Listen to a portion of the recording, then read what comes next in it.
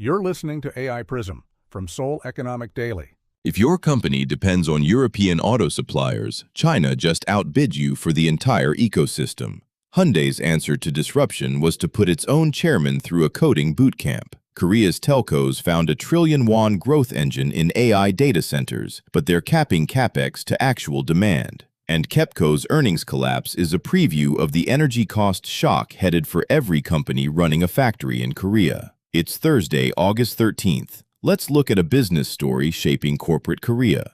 European automakers, weighed down by legacy labor agreements and slow restructuring, have left their supplier base financially exposed just as China's EV supply chain investment accelerates. At the same time, Korean conglomerates are racing to convert AI pilots into enterprise-wide operating models, betting that early adoption translates into cost and speed advantages. And energy costs tied to the Middle East conflict are rising across the board, squeezing margins for utilities and manufacturers alike. Here's what the numbers show. 7.1 billion euros, about $7.7 billion, is what China invested in Europe's EV supply chain last year, up 2.45 times from 2.9 billion euros in 2022. Chinese firms completed 9 acquisitions of European auto companies in 2025, worth $777 million combined, versus 4 deals worth $393 million in 2022. 6 of last year's 9 China-led acquisitions targeted Germany specifically, worth $646 million, 83% of the total, as Volkswagen, Stellantis, and Renault plants run at utilization rates as low as 17 to 28%. Hyundai Motor Group put Chairman Euisun Chung and its entire C-suite through vibe coding training this year, part of a digital transformation push that has cut engineering research time by roughly 90% and unplanned production stoppages by about 86%.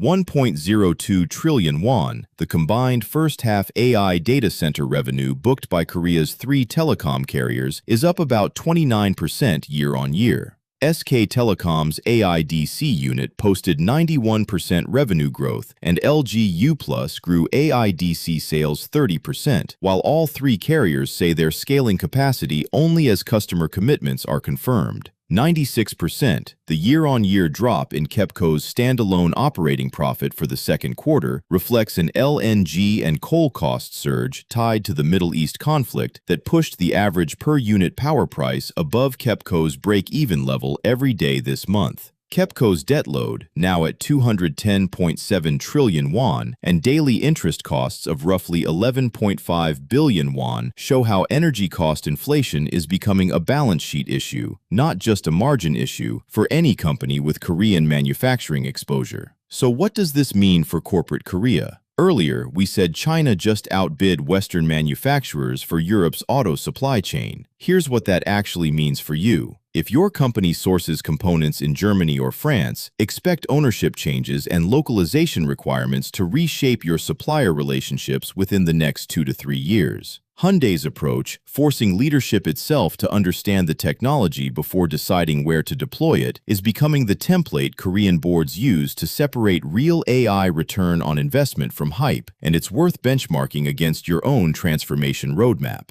And with KEPCO's cost pressures signaling broader energy inflation, any board planning capex or hiring for Korean operations should stress test those plans against sustained higher power and financing costs through year-end. Here's what to watch. First, whether the EU's revised foreign investment screening rules, updated last December, meaningfully slow further Chinese acquisitions of European suppliers. Second, KT, SK Telecom, and LG U+'s AIDC capacity announcements this fall, which will show whether telecom capex discipline holds as AI demand grows. Third, KEPCO's third-quarter results, given management's own warning that a quarterly loss is possible if elevated fuel costs persist into September. That's today's AI Prism, CEO. This episode was produced with AI assistance based on Seoul Economic Daily reporting and reviewed by a human editor. AI Prism is a Juan Ifrah award-winning series. We'll be back tomorrow. You've been listening to AI Prism from Seoul Economic Daily.